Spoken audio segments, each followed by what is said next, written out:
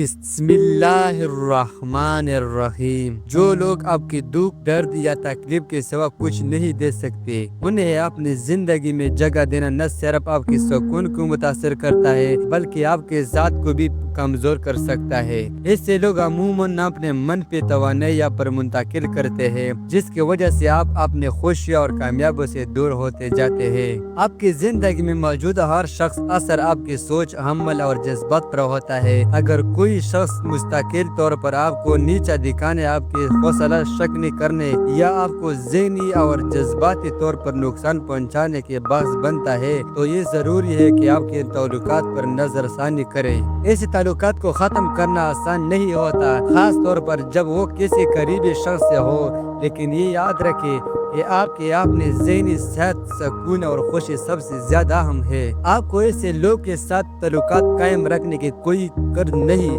जो आपकी तकलीफ देते हैं। अपने आप को इन जंजीरों से आज़ाद करें और इन लोगों के साथ वक्त गुजारे जो आपकी कदर करते हैं, आपकी इज्जत करते हैं और आपके लिए मुसीबत जज्बात रखते हैं। जिंदगी बहुत मुख्तसर है कि ऐसे लोग के साथ गुजर जाए जो आपके दिल और दिमाग को भी जेल कर देते हैं।